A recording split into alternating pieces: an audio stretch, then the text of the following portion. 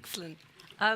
Welcome everyone this evening to this Cambridge Festival event. The topic is climate change from despair to action. And that somehow seems a particularly appropriate title of the session, just over a week on from the IPCC synthesis report, the Intergovernmental Panel on Climate Change and Synthesis report, which said that there is a closing window of opportunity to secure a sustainable and livable future for all, but also made it very clear that action this decade is critical. So we have a wonderful panel with us this evening to discuss this topic from multiple different perspectives, looking at whether our political systems are fit to be able to cope with this challenge, looking at the challenges of dealing with misinformation associated with climate change, and looking at how we educate all of our citizens for the future. I'm going to start off the event, though. One of the things we're going to do, we're going to hear from each of the panelists with some introductory remarks, and then we've got a long time when we can have questions and answers. We're live streaming this this session as well, and so some people are going to be submitting their questions over Slido. You're also very welcome in the audience to submit your questions over Slido as well. So I don't know whether anybody is familiar with using Slido, but if you have your phones with you, then you can go to Slido. Do we have are we able to put the link up for Slido on the screen, possibly? Somebody? I'm hoping. Possibly not. Let me see whether I can. So there is a code for Slido if you want to use Slido, which is 8261086. So if you want to use Slido, you can go on and submit your questions that way, and you can also upvote questions that you particularly want to answer. There we go. Thank you very much. There's the information for Slido if you want to submit your questions that way.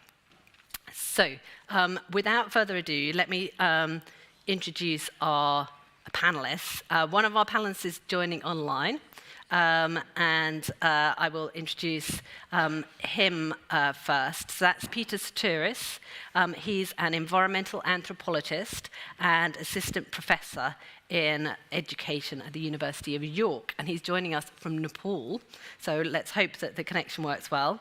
He completed his PhD at Cambridge University as a Gates Scholar in 2019, and is author of Visions of Development, and the 2020 book, which is called Educating for the Anthropocene. So Peter's going to be joining us in a minute online. We also have Samira Patel. Welcome, Samira. And Samira has spent the last 7 years working at the intersection of science and policy. And she has supported the Commercial Remote Sensing Regulatory Affairs Office at the US National and Atmospheric Administration, which is NOAA, where she's coordinating remote sensing licensing, and also on the advisory committee on commercial remote sensing activities. So welcome, Samira. Ramit is the inaugural Cambridge Zero Fellow at the University of Cambridge, and a visiting faculty associate in computational social science at Caltech, and a sustainability fellow at Churchill College here in Cambridge.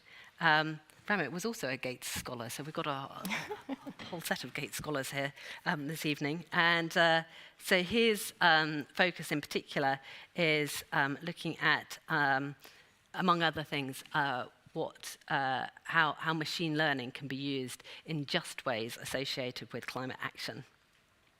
And then last but not least, we have Laura Diaz Anadon, and she holds the Professorship in Climate Change Policy here in Cambridge in the Department of Land Economy, and she directs the Centre for Environment, Energy and Natural Resource Governance. She's a fellow at St John's College, and her research assesses the environmental, economic and distributional impacts of decarbonisation policies around the world. So perhaps we can just welcome all of our panellists.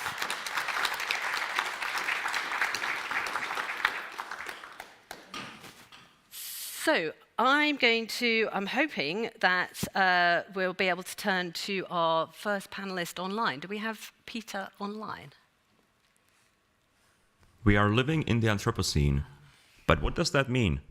It means we are in an age of unspeakable violence against our planet. 66 million years ago, an asteroid collided with Earth. It caused the extinction of the dinosaurs and started a new era, the Paleocene. Today, humans have started another era, the Anthropocene. This time, we are the asteroid. Our disregard for nature has unleashed an environmental multicrisis, a nightmare combination of linked emergencies from climate change to mass extinction.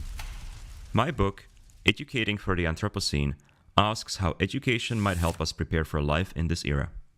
Answering this question led me to Pashulok in India and Wentworth in South Africa.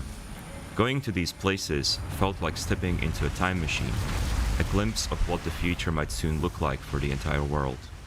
The huge dams and smokestacks around me made it clear that the face of the earth is now the face of man. But the young people in India and South Africa also showed me just how powerful environmental activism can be. Listening to young people and activists in Pashulok and Wentworth helped me see that to tackle environmental destruction, we must rethink education. They taught me that progress starts with grasping what's at stake. This helps us care deeply about the future. Once we care, we can imagine something better. Holding this vision, we can communicate it to others. And when we come together in action, a better future can become a reality. Education has the power to transform the Anthropocene. But instead of obsessing over growing the economy, it must help young people grasp and confront the crises in our culture and politics that are behind the destruction of our planet. We must recognize activists as educators and teachers as activists. This shift is critical. The time to imagine a better future is now.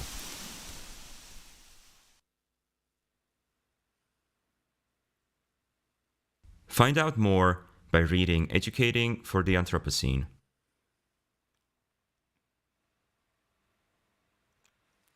Peter, welcome. Thank you so much. So obviously that was my voice, but that was not live. That was a pre-recorded video that we started with, just to introduce the book. And I would just like to emphasize that the book is free to read. So if you follow the link that you saw, you can take a look at it. I'm just going to focus on a couple of themes that you already saw in the animation, but that I would like to just say a little bit more about tonight. The first one being this idea of the environmental multicrisis. If we think about what that means, some people also use the word polycrisis. It means that climate change really is not the only problem that we face, even though it is arguably a huge problem that we have to contend with. But there's actually a whole series of environmental issues that are overlapping, but also in some ways disconnected. And in some ways, when we try to tackle climate change, we can make some of those issues worse.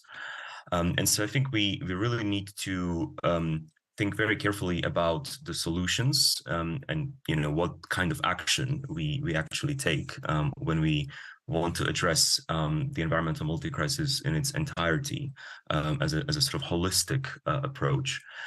And to my mind, what that means is that in some ways the trajectory on which we currently are, which is essentially embracing the idea of green growth, the idea that we can continue growing infinitely, even though the planet is finite, to my mind is very problematic. That somehow we can keep treating the planet as an object that we can do with as we please, so long as we can switch, so-called dirty technologies for the so-called clean technologies, we would be able to basically sort of maintain extractivism and infinite growth as sort of key elements of our civilization and of our culture and politics. So if you think about that might seem like, this is quite a bit of despair, right, in this idea of the environmental multi-crisis. But to my mind, once you realize that this is not so much a crisis of technology, but more a crisis of culture and politics and sort of deeper cultural political change, then I think there is hope, and there's a lot of action, different kinds of action that we can take. We've seen over and over in history how people have managed to reimagine their culture and their politics, how societies managed to evolve.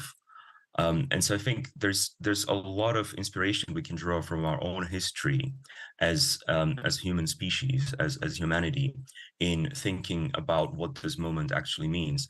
And this is where education plays a critical role. Education as a space where culture and politics are profoundly shaped, reproduced, and or remade. And as you saw in the animation, by education, I don't necessarily mean schooling. I don't necessarily mean what we usually mean when we say the word education. I think if we only were to focus on what is happening in schools, this is one part of my research, again, we would see a lot of despair. Currently, our education systems are failing at preparing young people for life in the Anthropocene. They are not encouraging young people to think of themselves as political beings who have a say about the future of the environment, of the planet, of society. Rather, they are encouraging young people to think of themselves as cogs in a machine, and not really question what that machine is doing, not just with the environment, but also, internally within human societies themselves. But if we expand our vision and we go beyond schools, beyond formal education systems, and think of, for instance, activism as a space of learning, as a space of dialogue and knowledge exchange, then suddenly all kinds of other actions become possible. And that is what I've been trying to document through my research, that actually there are lots and lots of groups around the world who are doing really, really exciting things that we don't necessarily think of as educational, but in fact, they are very, very profoundly affecting how we think about this moment in time, and how we respond, and what kinds of actions we take. And a lot of these activist groups are not necessarily in sync with this green growth narrative, which I would argue is the mainstream narrative that we currently keep hearing about. And so, just to conclude these sort of opening reflections, I'd like to bring this back to Cambridge, the place where we are meeting today. And there have been actually quite a few initiatives and quite a bit of progress that has been made over the years at Cambridge. This is something that does give me hope. Students pushing for the university divesting from fossil fuels, and having quite a bit of success in that regard. But I also understand that there are continued conversations and ongoing initiatives that are trying to further separate the university from fossil fuel companies, fossil fuel interests. So we keep seeing that students are taking charge, they are taking the initiative, they are reimagining the future and pushing institutions, including Cambridge, in a different kind of direction. And to my mind, that is something to celebrate, something to give us hope, and perhaps the best antidote to despair. So I'll stop there for now. Thank you, Peter. So the importance of education in reimagining the future. Amit, can I turn to you next? Sure. So thank you, Peter. I think I'll pick up from where Peter started in a very parallel tone. And one, definitely, we are also embracing a lot of technological innovation, and that can help in a climate action ways, and that's a hope. But also despair is that in which direction does this technology move? So for example, I work a lot with machine intelligence or artificial intelligence. So people are still trying to understand that how do we use those technologies, and especially with something like ChatGPT that came in very recently, and they are trained on large language models, which can be something like the entire internet.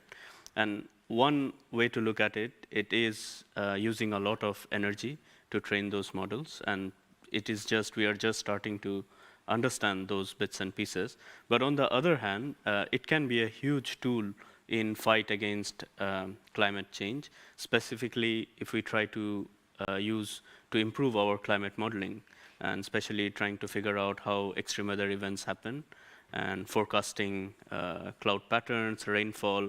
There is a lot of innovation that's going on, and especially in Cambridge itself. The second part is energy management. So especially at a large city scale, how do we manage energy in those cities? And specifically when Peter showed the examples of India, so that's again a very critical example, because the whole country is trying to move away from coal dependency. And that's a huge challenge, and some of these technologies can help forecast those challenges, and as well as bring in more knowledge about what needs to be done immediately. The other part where such technologies like AI can help is also in bringing in voices from different parts. And that's where it gets very interesting, because that's the part of collective intelligence. And how do we have a platform, or how do we engage with a lot of different people, diversity, and especially from those parts of the world where the voices have not yet heard. But again, they are at the very edge of vulnerability from this climate change. So we don't have, I mean, it's still a technology in progress, and that remains one of the big challenge in how do we make these systems just, and kind of the context of data justice, that how representative the data sets are, from where we are getting the data, and how much we can rely on this model. So these are some of the open challenges that are being tackled not only in Cambridge, but also in a lot of educational institutions. And the other part where these social knowledges or social layers can help is also in designing mitigation and adaptation strategies. Specifically now, a lot of understanding is coming up on what do you mean by social tipping points. So that's basically the points which which brings in radical change in social norms, customs, political institutions, and that may lead to societal collapse.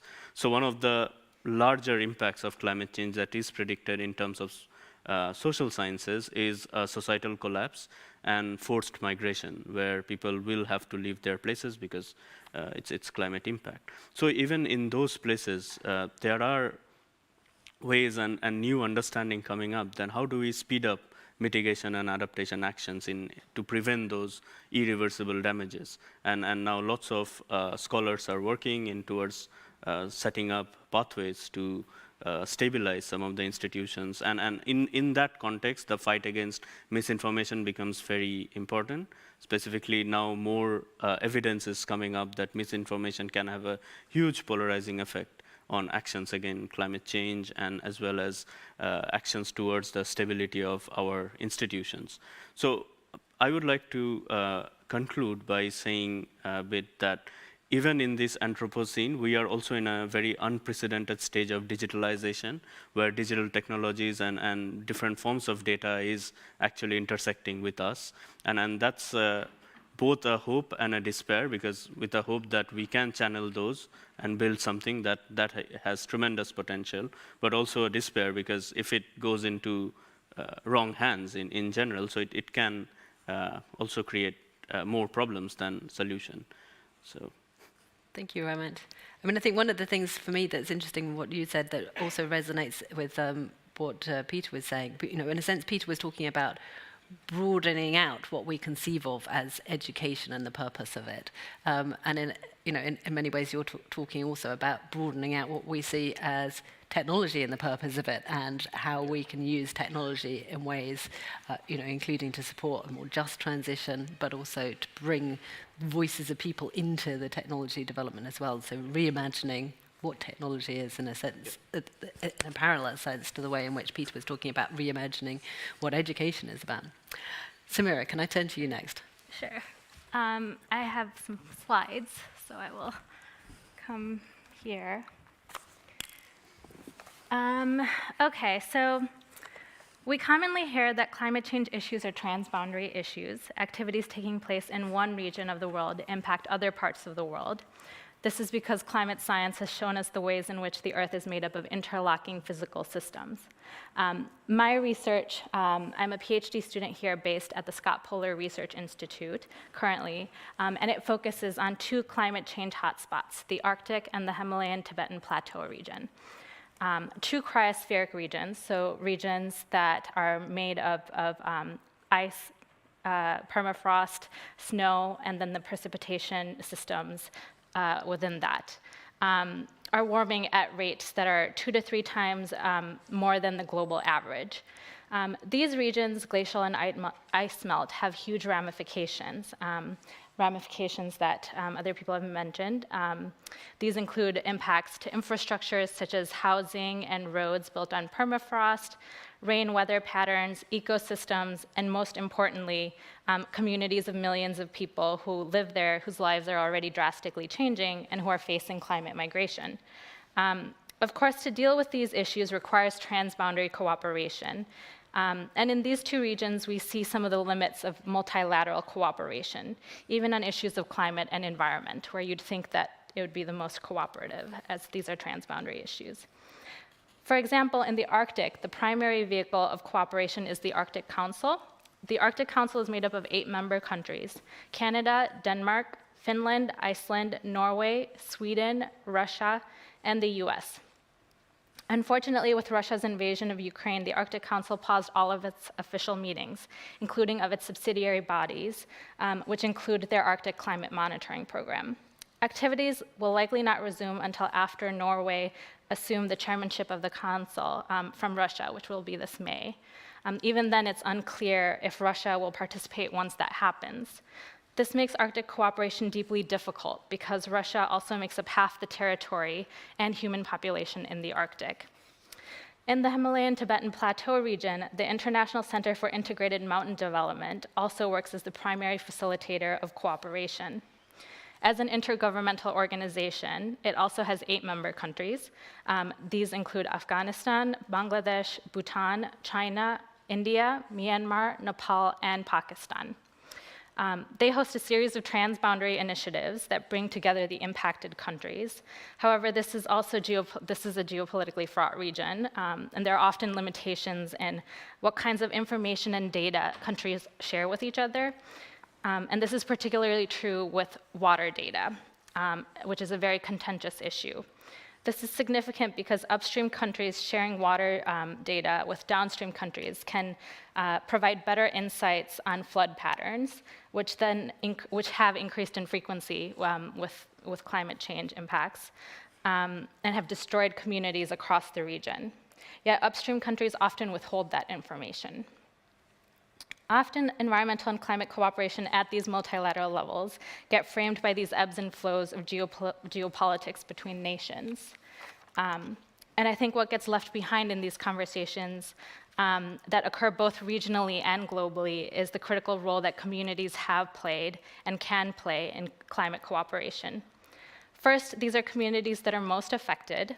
Often when we talk about climate change, we talk about its effects elsewhere, which then gives governments leeway to make decisions from afar without taking into consideration the perspectives of the people who are living with the consequences daily and are already learning how to adapt to them. Second, communities are also often transboundary themselves. So you can see in the Arctic where different indigenous groups have formed their own councils and work within platforms like the Arctic Council to build cooperative efforts on issues like climate. For example, with the invasion of Ukraine, the Russian side of the Sami Council issued a statement claiming the Sami are one people who live regardless of state borders. The Inuit Circumpolar Council also emphasizes that cooperation, stating that the ICC emerged from the Cold War as a unifying voice for Inuit across their collective homeland. In the Himalayan Tibetan Plateau, communities are also incredibly diverse, varied, and inhabit complex ecosystems. However, there are also many local communities that are transboundary, especially herding communities, which rely on permeable borders for their livelihoods. The increasing impacts of climate change, biosecurity, and regional geopolitics continually impact them and are intertwined issues. Herders that traverse the high mountains need access to grazing lands that cross national boundaries, and as glaciers recede and temperatures warm and pandemics shut down borders, these communities face displacement. In 2018, yak herders from the region met with reindeer herders in Tromsø, Norway, at the Arctic Frontiers Conference. Since the 1990s, Arctic reindeer herders have had an international organization called the Association of World Reindeer Herders, which advocates on behalf of herding communities. ICIMAD is working to set up a similar network in the Tibetan Plateau and Himalayan region so that yak herders are better able to manage their livelihoods with the changing grazing land patterns and grazing routes. In looking at the Arctic and the Himalayan Tibetan Plateau region, I often get mired down with despair when I think about the outlook of climate cooperation. But I believe it's important to reorient what cooperation truly means. The examples of transboundary cooperation I've highlighted include inter- and intra-regional community cooperation and solidarity. The IPCC's most recent report continues to call for multiscalar and multidisciplinary efforts to address climate change. And this, I think it'll be important to find new pathways of cooperation, particularly cooperation with and between the communities most impacted by climate change. Thank you. Thank you, Samira. So the phrase that I wrote down that you said there was intertwined issues, and I think you really exemplified the complexity but richness of the intertwined issues associated with climate change, whether it's that connections across in terms of the complexities of the geopolitics, the importance of bringing involving communities in their decision making, and even the politics of data and the scientific process itself, which I think also comes back to some of the things that Ramit was speaking about. Laura. I will start actually where Samira left it, and one of the things that I wanted to start with, given the talks we've had so far, is that the synthesis report that was released last week, as Emily mentioned, when you look at it and you compare it to previous reports, there are three things that really stand out.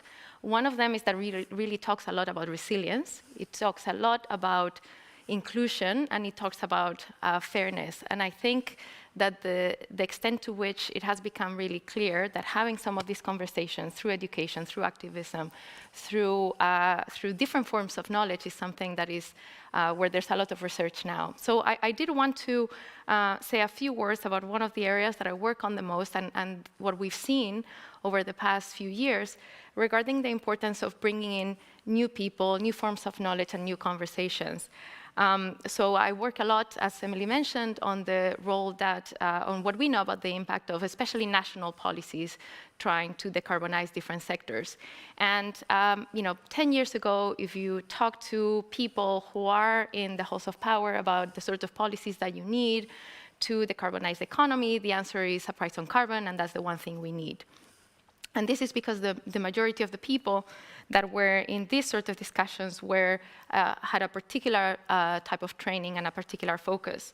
And I think what this IPCC report shows and what some of the research that we've done here in Synergy shows is that when you look at the evaluations, the scientific evaluations of different policies, mainly in industrialized countries across the world, including carbon taxes and prices on carbon, but also looking at other policies such as auctions, feed-in tariffs, buildings, green procurement, and investments in research and development, we learned three things. The first thing that we've learned is that actually these policies have had an impact, not as much as we would like. We know that we're really not in the trajectory that we need, but they've had an impact on increasing the deployment of these technologies, reducing some emissions, and reducing the cost. In fact, they've had an impact that is much greater than what was expected in terms of the cost.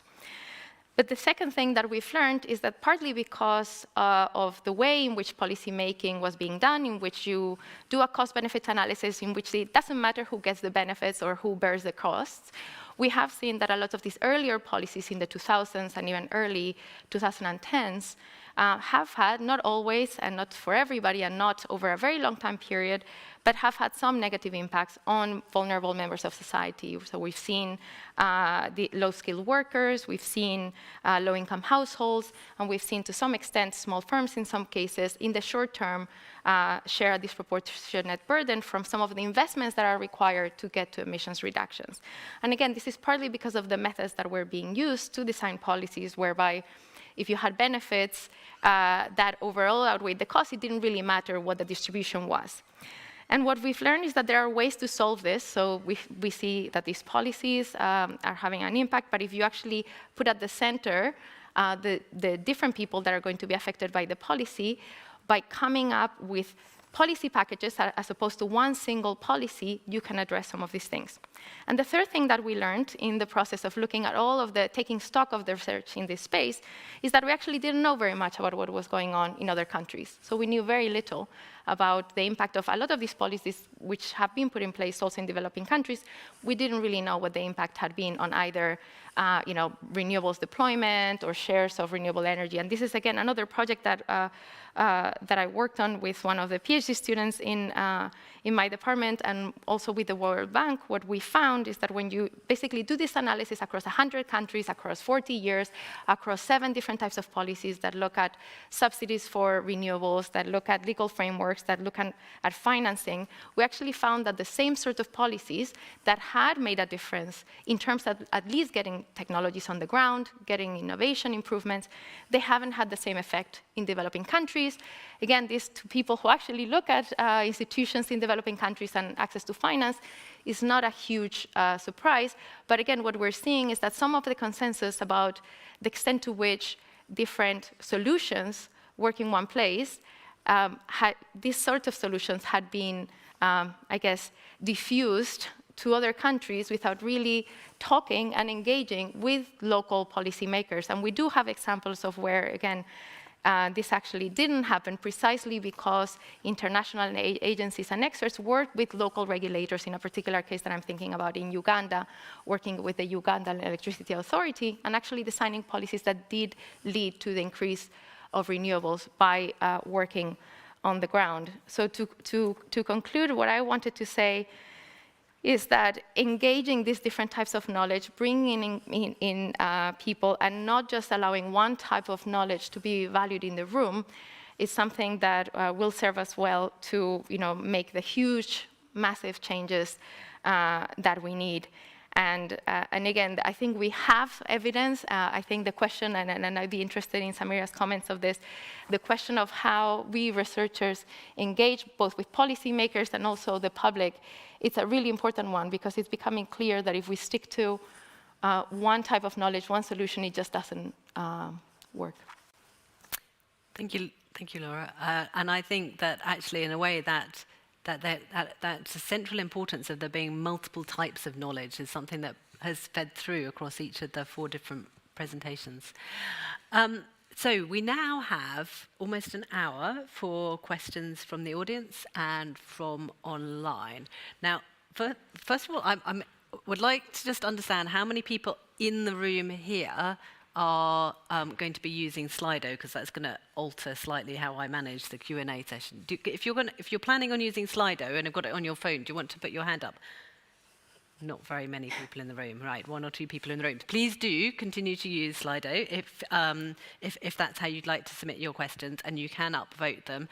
I know that people who are online are going to be submitting questions on Slido, so every now and again I'm going to go to those people who are submitting questions online and take a question from Slido. But I will start off by taking questions from the audience. So, and actually, can we bring Peter back in again? I don't know how we're going to... Can we bring Peter in on the screen? Hello, Peter. Excellent. Who wants to kick off with the first question? We'll just wait for the microphone to reach you. Thank you very much. A set of fascinating talks. Really enjoyed them. I've got a question for Peter. Peter, I was an anthropologist once, and indeed did my doctoral research in Nepal. So there's a slight link there. And at risk of sounding a bit despairing, the concern I have is, as an anthropologist, culture is incredibly difficult to change. And I just wonder if you can point to any examples over time or around the world where you have seen culture change permanently and effectively. Because clearly it'd be wonderful if we can learn from that sort of event. It's a great question. In fact, my next project that I'm currently working on is on this idea of radical imagination. So in the book, Educating for the Anthropocene, I argue that radical imagination is an important element of what it means to be educating somebody for this time, this moment in time, this Anthropocene period. And I've been looking exactly at that question historically. What were the times when people were able to reimagine the future? And one example in particular that I'm looking at, which I find very, very interesting, is the end of the Cold War. And that's partly personal interest. I was born in what was then Czechoslovakia. And you know, what's really interesting about that is in many of the countries that emerged out of the sort of downfall of the Soviet Empire, there was a sort of vacuum for a period of time, but there was also a group of people who were able to step into that vacuum. Dissidents, people who kept alive some kind of an alternative vision of society, vision of the future, who were able to imperfectly, of course, but nevertheless were able to bring that very sort of fringe view that they held under the totalitarian regime and turn it into something much more mainstream. And I think that was, of course, partly due to geopolitics. It was, you know, I'm greatly oversimplifying what took place. But I think the point is that there are these openings that history presents us with. And if you know, there are groups of people with visions, with ideas, with imaginations, who are ready to step in during those windows of opportunity. I think quite radical changes can occur quite quickly. Of course, another example that is frequently mentioned in this regard is what happened during COVID, right? And the idea that populations, societies would not be able to adjust to such drastic changes so quickly. And I think lots of people were surprised. Lots of sociologists who were predicting that this was not going to be possible were surprised that ultimately it was a lot more possible than it might have seemed initially. So just in recent memory, those would be sort of two examples that I would point to. But of course, if we go further back in history, we can find more. I suppose in this regard, I'm not necessarily speaking about culture as a sort of separate phenomenon, but really as a sort of entanglement with politics, right? The kind of cultural, political landscape that we inhabit as a society, as a civilization. I think this is a really fascinating question, so I'm just going to ask the rest of the panelists to respond as well. I mean, you know, you've talked very much about policy in different, falling differently in different cultural contexts. I mean, I wonder whether or not you have any comments about how, in the policy sense, it's possible to reimagine the cultural context of them. Yeah, I'll answer part of that question. I think what I can speak to is the evidence that we have, not from the social anthropology literature, but more from the political science and policy evaluation, econometrics literature. And what we do see is that people change their view in terms of whether or not they support the introduction of different decarbonization policies based on what they know about those policies and the extent to which they perceive that that's going to result in jobs, it's going to result in opportunities, it's going to result in reductions in health impacts from particulates. So we do see that people can change their, let's say, preferences in terms of whether or not they will vote for somebody that is saying they're going to put in place this policy after they learn that that policy might result in various things that they care about. So in a sense, it's not really changing their values or their culture, but it's more perhaps learning new information about what one might expect from something. And that's why, by the way, when we look at the IPCC, when we look at the conversation, there's a lot of emphasis and a lot of new research on some of these. I don't really like the term co-benefits. I've written papers on co-benefits from climate change mitigation. I actually don't like it because they're really major. And in fact, the IPCC itself talks about how the investment cost of meeting the Paris target are smaller than the health harms just from fossil fuel pollution, and that's only one of the benefits from mitigation. But this is a really important area where we do see from research that people change and can support things that they previously didn't support in terms of government intervention, which we know is needed. I mean, there's a natural link across to the work that you've done on misinformation, for example, isn't there? Do you want to just comment a little bit about that? Yeah, I think what Laura said is absolutely, it connects with the misinformation bit very clearly. It's like, I mean, so one thing that's we can understand and see now are these tipping points which triggers a circle of misinformation or certain echo chambers that either stops people from changing or it stops the message from reaching the crowd, basically. And that remains a big challenge now, because now those powers have amplified because of social media or some of those platforms that you can send to large scales. And I think that remains one problem. But I would also like to take the example of COVID, and more specifically like how certain policy measures like lockdown completely shifted our behavior across times. And I mean, people did endure that and then trying to get back to the normal life. But again, even in that case, a lot of misinformation came out, especially concerning with the control of freedom. And that remains a very strong element, even in a lot of political science literature, that a lot of change, even if it's for good, are sometimes connected with the obstruction of freedom, of personal freedom, and that creates a lot of barriers to it.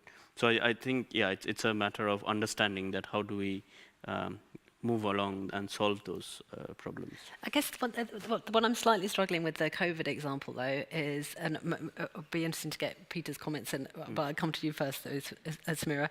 But what I'm struggling slightly with the COVID example is that it feels as though, although COVID did provide a kind of cultural tipping point, it wasn't one that was really as a result of a big reimagining of the future and being sort of, proactively designed to be different. It was one that came, that tipping point was sort of forced upon us, in a sense.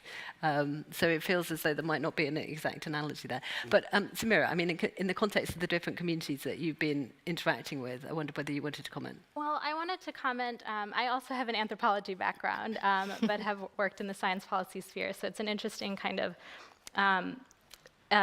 look at like how you can go from one discipline and then kind of have this more interdisciplinary look. And I think to pick up on something that Peter talked about, which was the idea of imagination, I think Amitav Ghosh wrote a while ago about the crisis of imagination and the great derangement. And he talked a lot about how a lot of times when we think about climate change, we think about it in terms of nonfiction, in terms of these scientific spaces.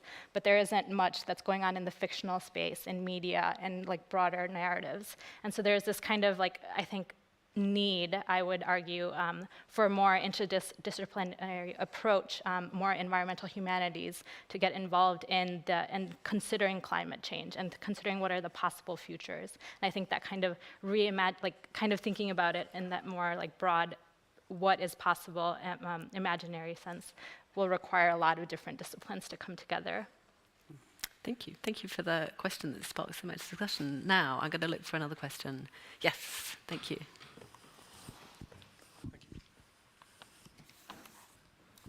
First, I'd like to thank the panel for very interesting discussions earlier. So the University of Cambridge continues to receive energy and climate research funding from the fossil fuel industry. So in doing so, the university provides them with some legitimacy on issues of climate repair, and it helps these companies to wash their hands of the immense and irreversible damage that they're doing and inflicting on the climate.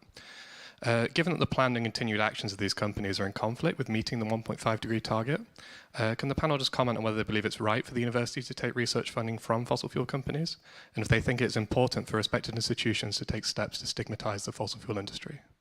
Thank you. Peter, maybe I'll cut, because this is a topic that you raised in your introductory remarks. I wonder whether you want to make some comments expanding on what you were saying about really the importance of our education system encouraging, I guess, a sense of agency among people, and we've seen a lot of strong feelings amongst the students in particular driving this agenda forward in Cambridge, and that was something that you commented on. I wonder whether you wanted to expand a little bit on your thoughts there. Sure. Yeah, I mean, I think not being too familiar with the situation at Cambridge, obviously I left a few years ago now. My sense is that it is indeed important to decouple education from the kinds of agents or the kinds of interests that may not necessarily be aligned with this idea of radical imagination, or really creating openings of opportunity for imagining and bringing about a different kind of future. In my research, I look at this more through the prism of the relationship between governments and education systems, where I make the argument that if governments ultimately are failing to act in a way that truly responds to the magnitude of the issue, then what incentive will those governments then have to sort of run their education systems in such a way that lack of action is exposed through the kind of education that young people receive?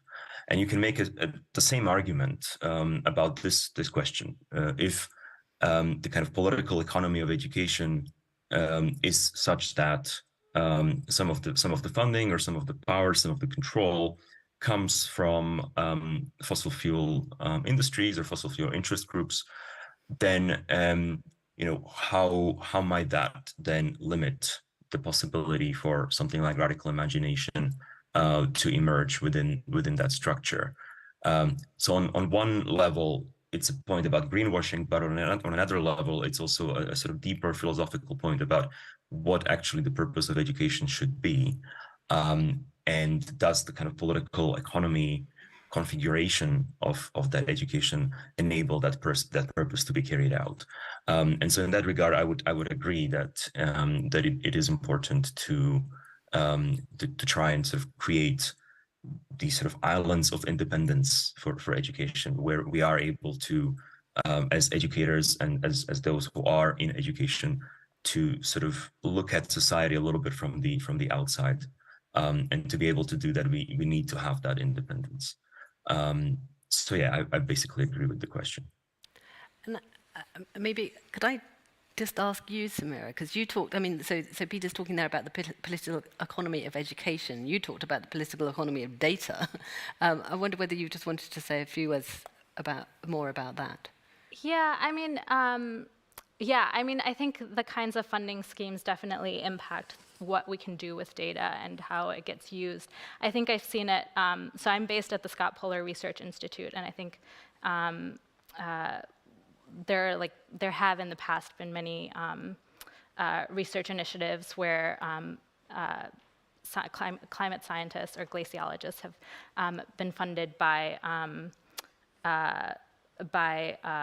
oil and gas industry people, and a lot of times that research is considered, like the research that the glaciologists are able to do is only the tip of the iceberg, and then whatever, there's like deeper research on, for example, like mining and things like that in these regions that then the oil and gas companies take and extract for their own proprietary research.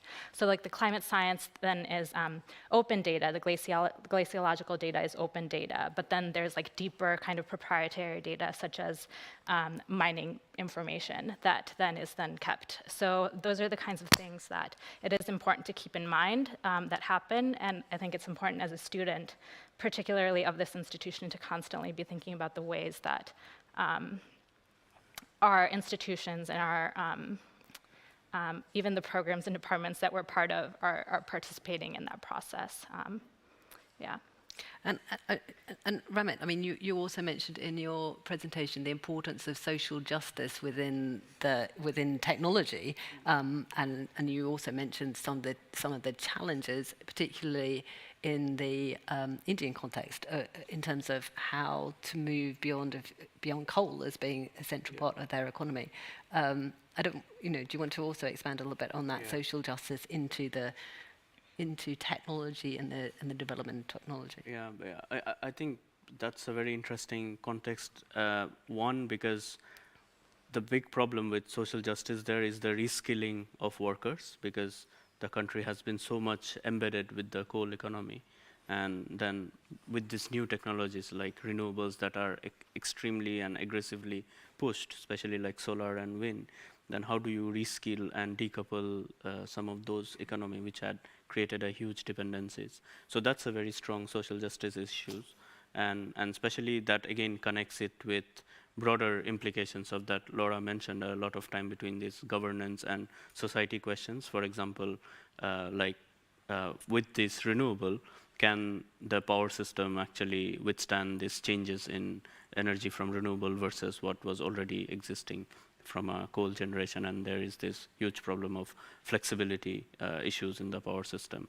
And same on the other side, there are not enough engineers who are trained to deal with that in that case. So that's again a social justice problem. The second is more in terms of how people who have mined coal for such a long time, what kind of skills will they have to transition to some other economy, or whether there are enough capacity to do that. And that again brings into the question of education. So what kind of education or the institution, educational institution play a role in that kind of a reskilling job or something like that. And I mean, one of the things that's at the heart of this question is, in a sense, kind of a theory of change. And I wonder whether you had any comments in terms of, the sort of analysis that you've done in terms of implementation of policies in different contexts as to the importance of different theories of change, or? What I would say, you just gave me the chance to talk about something that I didn't have a chance to discuss, which is that the one set of policies that we found had an impact in developing countries. We looked at 7 big types of policies. The only one that made a difference, and some of the other ones a little bit later had an impact and led to more renewables deployment. The one that made a difference was on finance and on policy stability and creating the conditions and providing the financing to allow investments that otherwise would happen. Of course, some of the issues that you talk about in terms of system balancing, it's far off from where we are in terms of the penetration of renewables in some of these countries. But that's one area where I think this ties a little bit to some of the discussions about growth that Peter had at the beginning, right? Where obviously in the IPCC, there's a couple of really big things. One of them is about the importance of demand measures and the potential of reducing emissions by 40% to 70% by sector on basically some of these cultural and behavior changes that we were talking about at the beginning.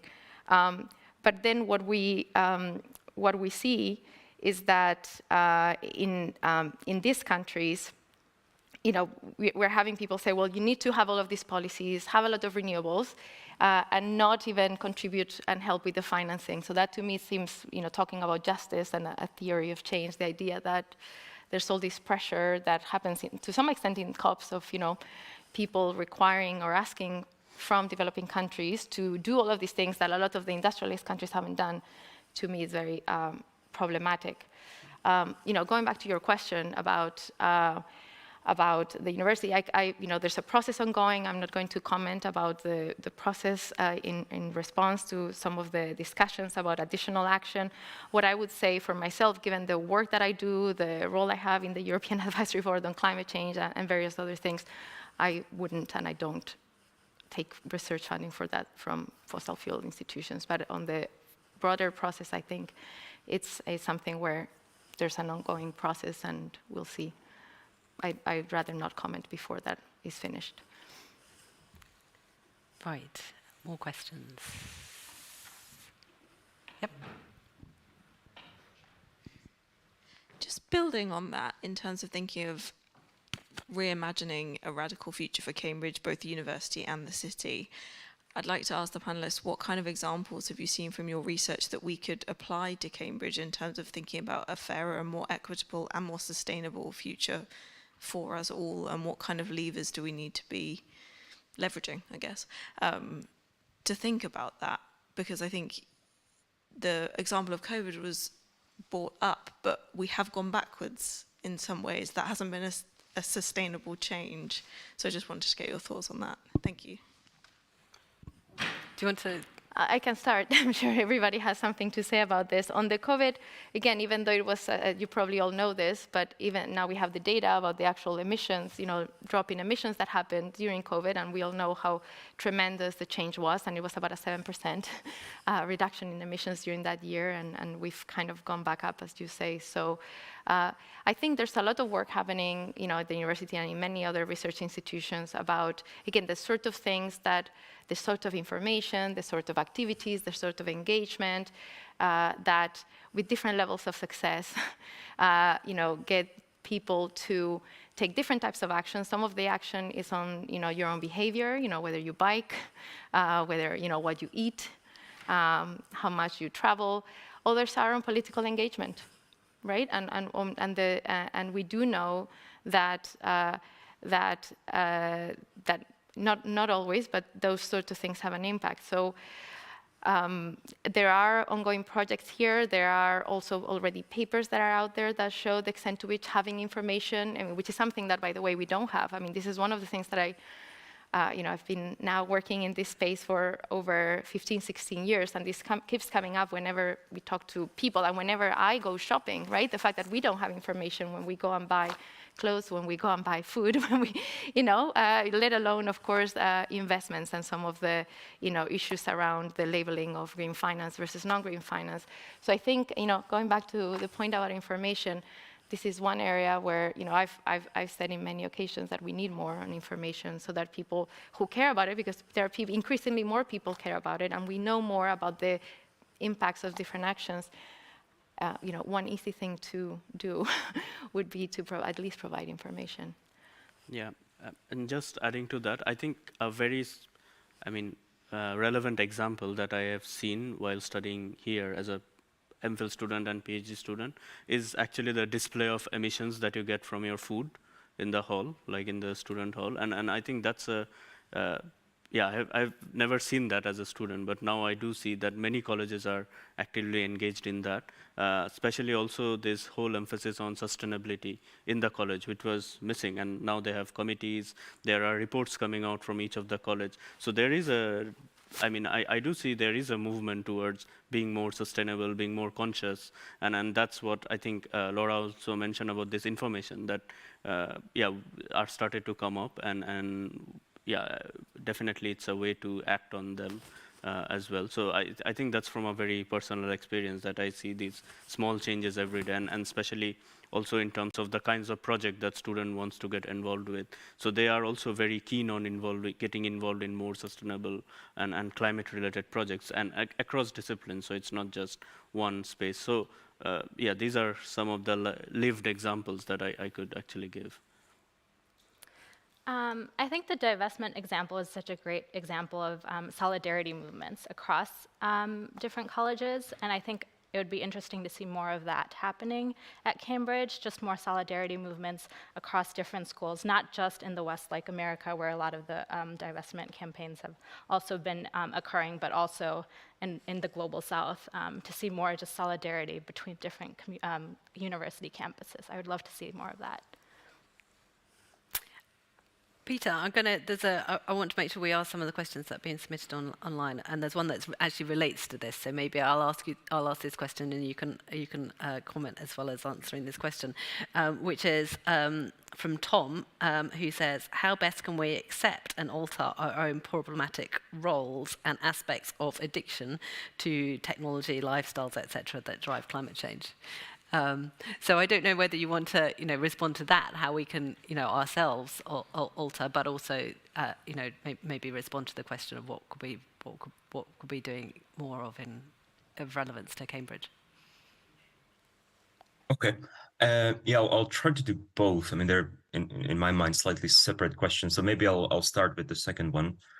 A really interesting example that I came across in my research is this phenomenon of toxic tourism. The idea that we would actually deliberately bring ourselves to spaces that had been degraded environmentally as a result of our civilization's pursuit of this sort of infinite economic growth and this consumerist culture that we are immersed in. And it's really powerful, and there is some limited literature on this, talking about the kinds of psychological effects that it has. Actually seeing firsthand, viscerally, not just seeing but also smelling, touching, sort of engaging different senses in understanding how our choices, both individual and collective ones, lead to the kind of destruction that most of the time we are separated from, that is invisible to us. So really bringing people to those spaces, deliberately sort of stepping out of the comfort zone and taking a vacation in a place that we would not have maybe conventionally thought of, actually can be very, very powerful. So that's one sort of practical example that's maybe a little bit out there, but perhaps there are other things that are maybe a little bit less radical, that also go in a similar direction, that help us sort of desensitize ourselves, or rather sensitize ourselves to these kind of longer term implications, consequences of our choices. But to come back to the question about Cambridge and what can we do, to my mind, just coming back to that argument I was making earlier about what actually is the purpose of education. Is it to reproduce the world as it is? Is it to kind of enable the world to continue on its current trajectory? Or is it to alter that trajectory?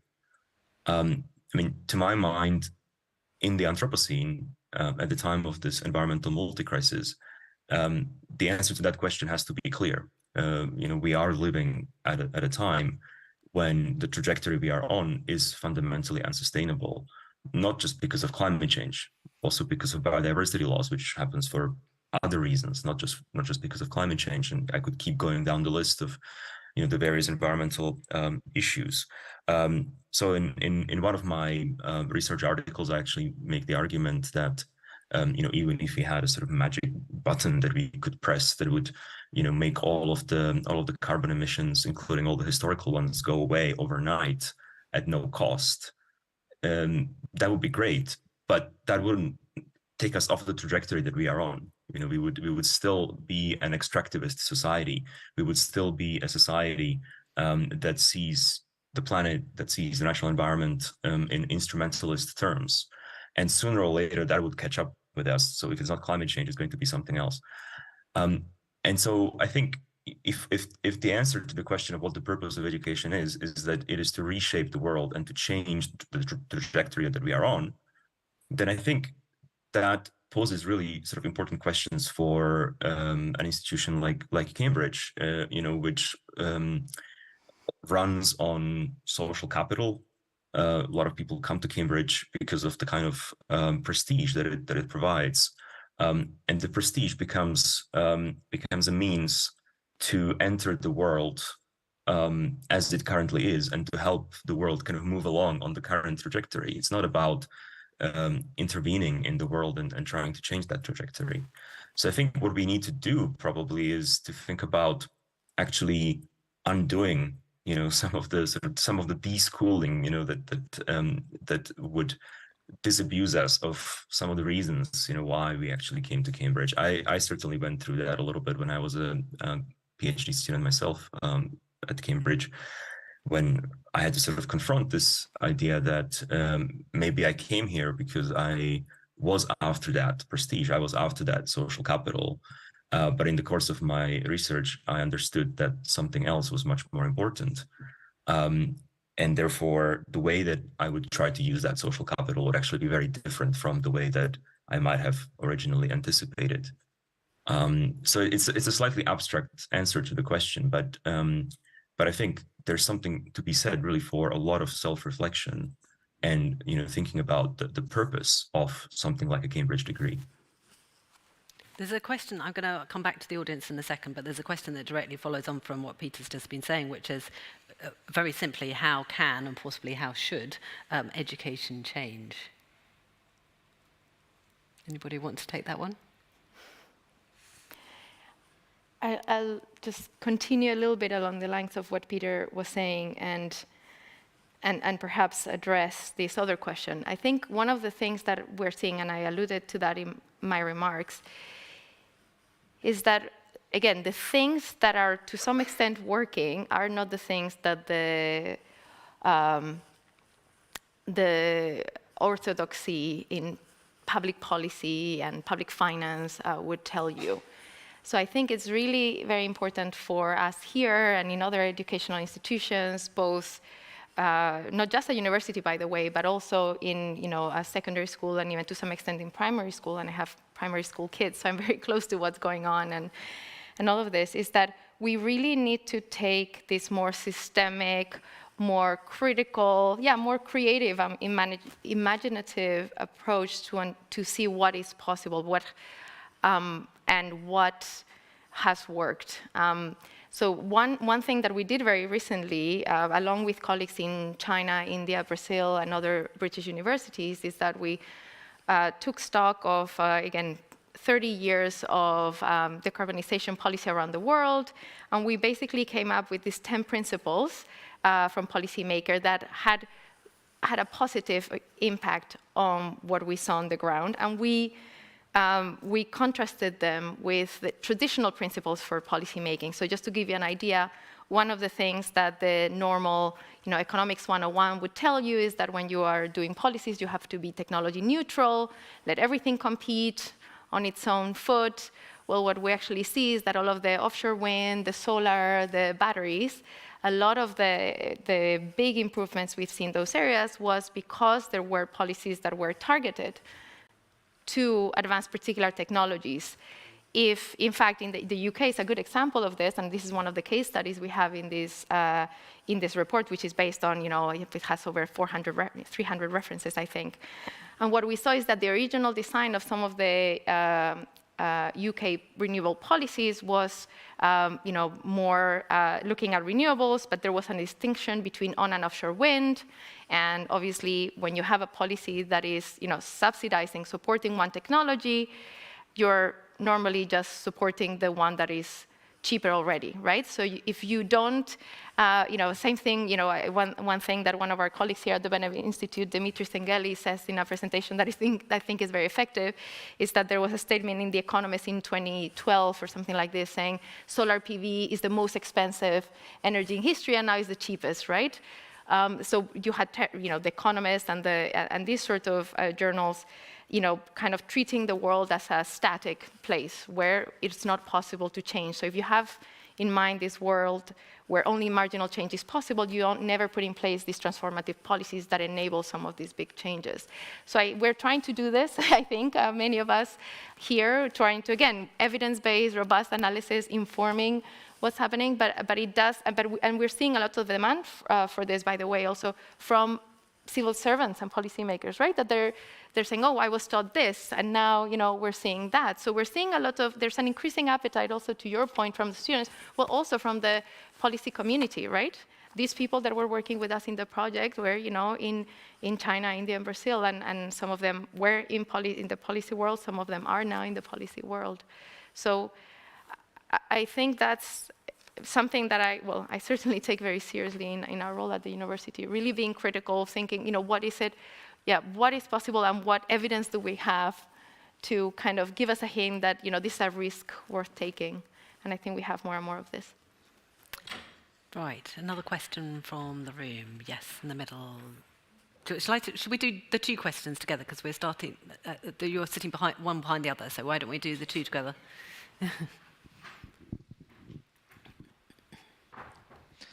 Hi, thanks for the talk. There's been a lot of talk about divestment, about the university. I know Peter mentioned also the social prestige. So I've got a question, two small questions, which are, can you summarize your position on whether the university should fully commit to divesting from fossil fuel companies? That's the first question. And can you summarize your position on whether the university should continue to work with some of the biggest polluters in an industry, like Schlumberger, BP, Heathrow Airport? Thank you. Excellent. And can we have the question in front as well? Yeah, I was coming back to Peter's point at the beginning that we are the asteroid. And at the very beginning, we were talking, there was talk of how there is progress, but it's very slow. And I think we all can see from the kinds of conversations we're having that there's nothing there that's going to suddenly boost what's needed to the extent that's what's needed. And I just remember I was in this room. I suspect a few other people were a couple of weeks ago listening to Jonathan Porritt and Gaia Vince. And right at the end, Jonathan Porritt threw in a little sort of hand grenade, and he said, you know, what's going to make things change? And he said, a natural disaster. And I just wonder whether the asteroid, the natural disaster, the COVID epidemic, are there alternatives to there being a major, major disaster that actually shifts people's thinking? Because otherwise, is it not going to just keep just grinding through our despair and never really turning into action? Sorry, it's a bit of a depressing question. Peter, can I come to you? Because you sort of alluded to history and you know, points in history where cultures have reimagined. Coming back to the first question that we had, are there examples that in similar examples in different cultural contexts where that sort of rapid change has been enacted, or are we all doomed unless we have a big catastrophe? Yeah, I know it's something I think about quite a lot myself. I mean, you know, it's likely that we are going to be having more and more of these natural disasters as a result of environmental change, and that those will ultimately be pushing public opinion in the direction that is needed to take meaningful action.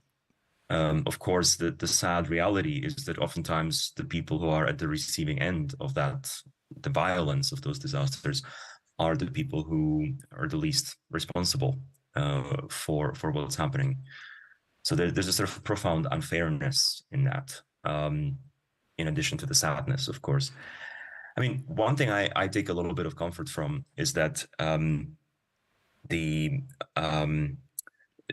humanity generally tends to be pretty bad at predicting the future. You know, we don't seem to be able to do that very well. I mean, of course, when it comes to something like, you know, temperature rises, we can model those. But when it comes to, you know, culture, politics, when it comes to really the sort of complexity of being human, that is just impossible to predict. It's impossible to model.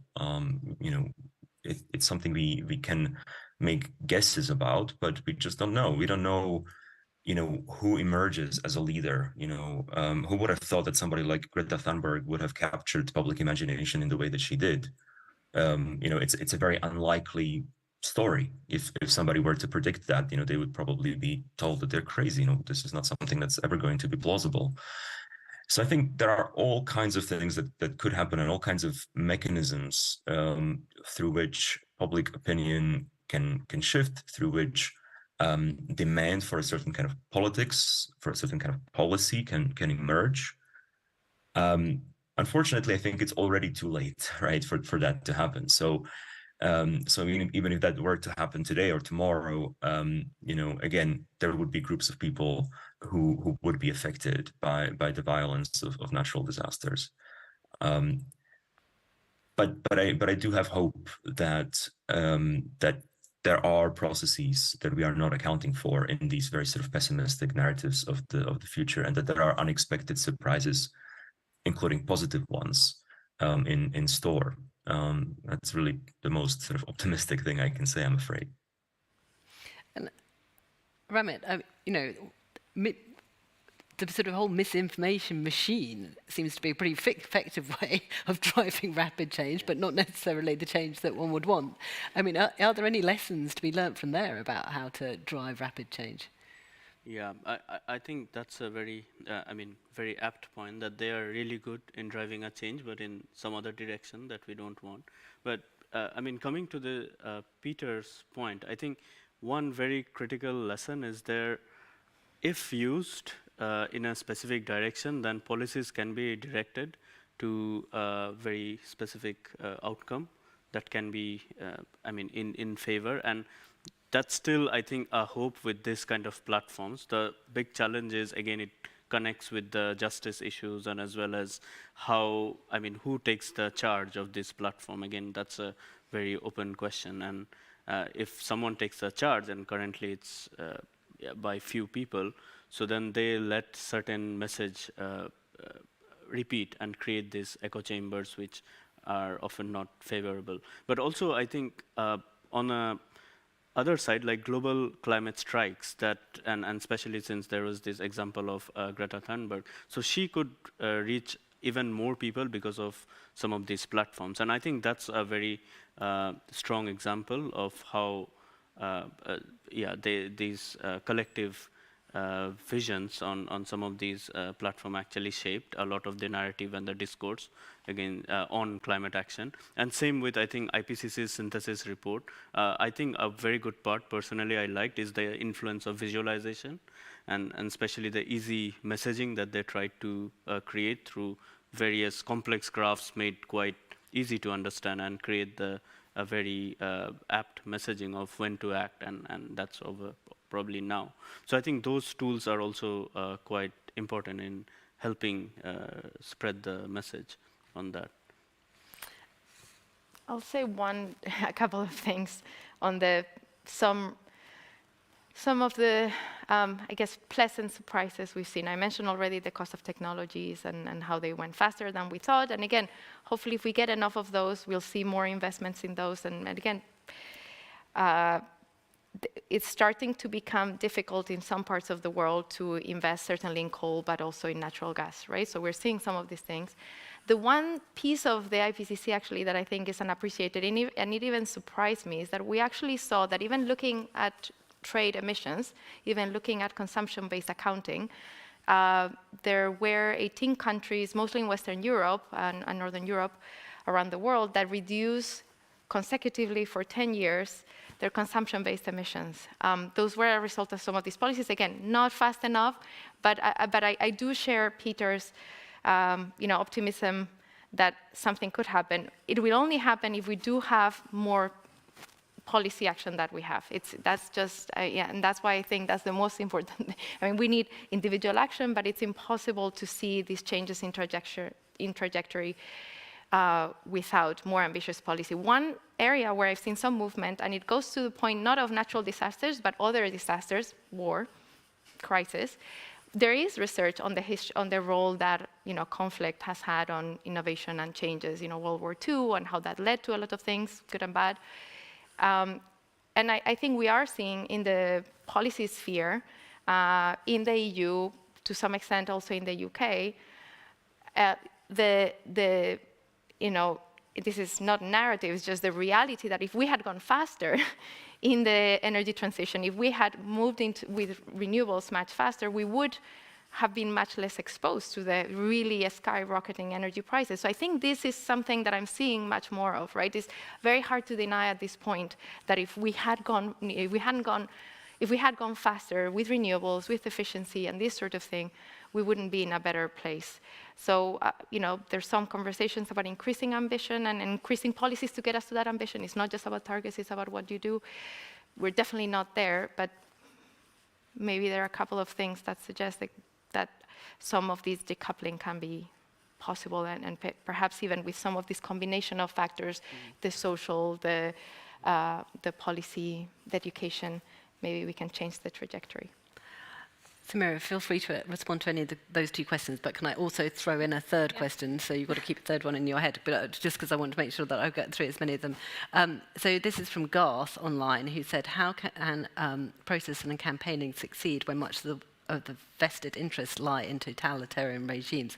And I thought, since you raised in your introductory remarks some of the challenges in terms of the Arctic Circle context with Russia and the conflict in Ukraine, you might be able to comment on some of that. What was the first part of the question? Sorry. How can protests and campaigning succeed when much of the vested interests lie in totalitarian regimes? Okay. It's a very complicated question because I think there are a lot of local movements that are constantly going on that exist both in the Arctic and in the Himalayan Tibetan region of indigenous groups, tribal groups that are trying to consistently request self-determination. But there's a lot in terms of context and what governments limit and don't limit that make that difficult. I think trying to create these solidarity movements on issues that are more transnational or transboundary can help with that and to understand those contexts. Just to go back to some of the things that we talked about in terms of crisis, I think part of the issue is when we think about things in terms of crisis, that we forget that a lot of these local populations are already quite resilient to things like these totalitarian regimes, to climate, especially in the Arctic and the Himalayan region. These are very, very tough environmental regions. These communities are very adept at learning how to deal with those issues, how to manage the whatever totalitarian or whatever empire forces. There's a long history recorded of them dealing with those sorts of issues. And so we forget to take into account that these are people with agency, these are people who know how to adapt, that are resilient. And it's sometimes in the climate conversation, we kind of lose fact of the fact that these are not just vulnerable populations that are at risk, and to give them a little bit more agency in dealing with a lot of those things is quite important. I don't know if that answers the question fully, but I think there's a lot of work that's already out there, a lot of work that local communities are doing that's already out there. So I'm going to take another question from the audience, and if anyone wants to, or the rest of the panelists want to come back on that totalitarian regime, they can do. Hi, thank you for answering all those very difficult questions. It's something that's related to social tipping points, so maybe something from me. But you talked about social tipping points as in trying to understand them to mitigate social unrest, so more of how do we understand social tipping points to keep negative things from happening. But have we looked at thinking about the scale of the pace of the challenge, positive social tipping points, and how are you using data and AI and cultural and policy changes to sort of facilitate the positive side of things? Excellent, thank you. And was there a question too? Did you have a question as well? Yeah, why don't we take that one as well? Yeah, thank you for a really interesting discussion. Laura, you spoke about raising ambition, about misinformation, and I was wondering what kind of lessons can we apply from everything that we've dealt with over the last few decades with the fossil fuel industry to the animal agriculture industry? What can we do to raise ambition, in governments and countries, and also in institutions like Cambridge to build consensus around the need for a transition towards more sustainable food consumption and production? Excellent. Do you want to go first on the tipping points? Yeah. So I think on the tipping points, sad to say, like the more literature I read, it's all about the negative tipping points, and because I think one way, again, it's the communication side of things. Is I think the authors who all try to emphasize the the brevity of the situation, and that's why the narrative often gets into the negative tipping points, basically what causes this. But also, some of the positive tipping points, the challenge with tipping points is you need to really have a very strong social change, and we don't actually see those in the positive sense because they take time, and these temporal effects always kind of like smooth the curve in a way.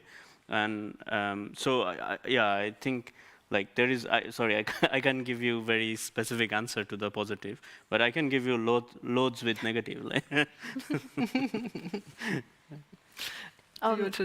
Your question about whether we've learned something from the role of the fossil fuel industry in the climate mitigation debate, and how that might be translated to the possible role and the current role that the food industry plays. Again, this is not an area of my own research, but as part of the work in the IPCC, and obviously the literature is very clear that just like the tobacco industry, the fossil fuel industry has played historically a role of hiding information, of promoting alternative theories, and that's something where actually I think research has played a very constructive role, and now it is, you see it in the IPCC, which it wasn't there so clearly, that we do have a very clear statements, some of them kind of hidden down in the chapters as opposed to in the overall report, but you do see that we have learned that it's very important to, through research and through activism, to highlight some of these destructive roles that in many cases the industry has played. So I think that the more we can do to show when perhaps the in-paper position of a particular sector, industry, or companies within the industry may actually not match up with what they're saying behind closed doors, or match up with what things that they're doing, funding other groups to, this is something that we saw in the US in terms of some of the oil companies. That's something that I know is also to some extent happening in the food industry. Again, I'm not so familiar with it. I know you know a lot about that. So I think there's certainly a huge role that researchers play, and calling it out whenever there's something that is not, where you're saying you want something, but you're doing something behind closed doors. That's, again, there are many things, but I think that's one where I think now with, tobacco, fossil fuels, well, this is now going to become bigger in food. Peter, Samira, anything you want to add on either of those 2 points? No?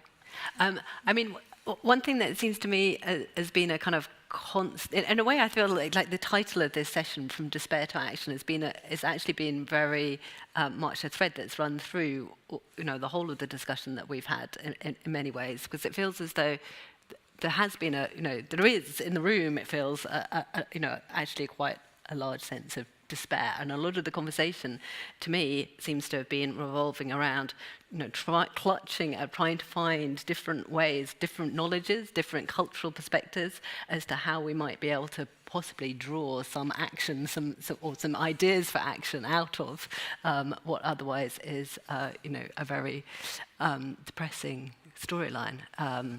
So I don't know whether that's a hopeful note to end on. I feel like it's always good to end on a hopeful note, and that doesn't feel like a very helpful note.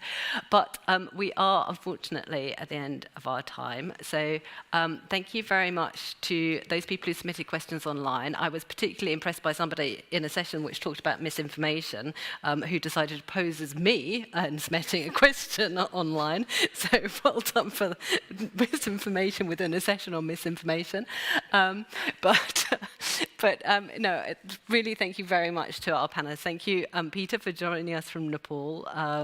Thank you to Samira, Ramit, and Laura for really, I think, a fascinating conversation that really outlined the richness, I think, of where the discourse is associated with climate change and how it is really starting to become so much more of, I guess, a reimagined debate, but that's reimagining different cultural contexts, that's reimagining and bringing in different transdisciplinary thinking. And I loved I can't remember who said the words intertwined, but it does seem as though this whole conversation has been immensely intertwined with different ideas, and the connections that between the 4 different speakers who come from different perspectives, but actually were very much intertwined in terms of their conversations. So I hope you enjoyed it as the audience, both in the room and online, and that you enjoy the rest of the Cambridge Festival events. Thank you.